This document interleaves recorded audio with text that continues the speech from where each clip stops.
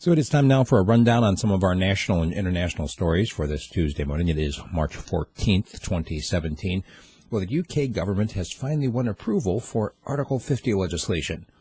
You remember the people, or the majority of people in Britain, voted to get out of the EU in a referendum that they had. And so now the government, trying to honor the will of the people, jumping through all of these different hoops to invoke Article 50, which allows them to leave.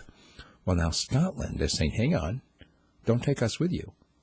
Scotland, who already had a referendum to try to get out of the UK, and that didn't work. Now they want to get out of the UK again, especially now that the UK is getting out of the EU. We'll talk about that in our commentary today. How far will it go? The latest numbers from the Congressional Budget Office says that the new Trump healthcare plan will strip insurance from some 14 million people within about a year, which is interesting because right now a whole bunch of people are out of insurance because they can't afford it anyway because of the premiums. The president of Turkey lashing out at yet another European leader, in this case Angela Merkel. She actually accused her of harboring terrorists. She laughed it off. However, I guess there are some 2,500 different dossiers that Turkey has given Germany and said, hey, these people are terrorists. Hand them over.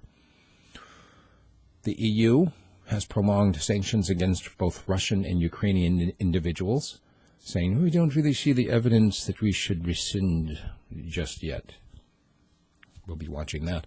Also, be watching the South China Sea, because right now Japan is deploying their largest warship into that area, the biggest display of naval force in that area from Japan since World War II.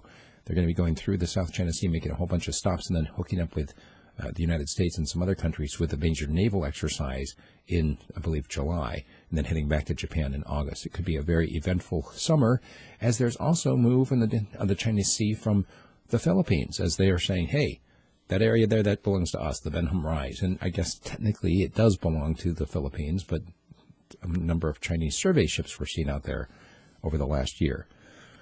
The Trump wiretap claims have been softened a bit.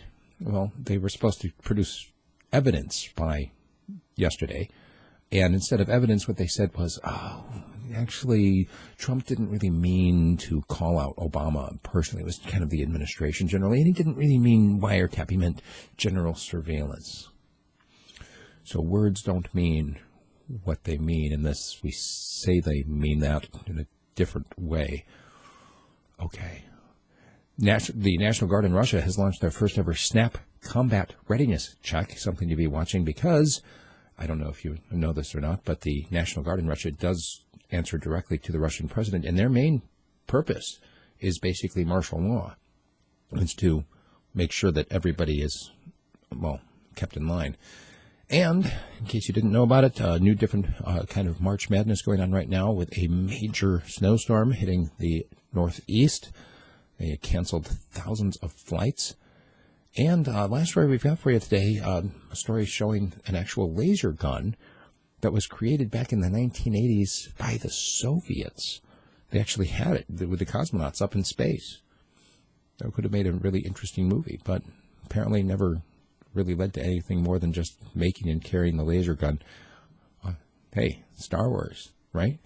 Anyway, that's what we've got. Make sure you check out the Alaska News and my commentary. And if you like what I'm doing, make sure you support me either by buying a direct subscription at radiofreespeech.com or by joining my Patreon team. Thank you.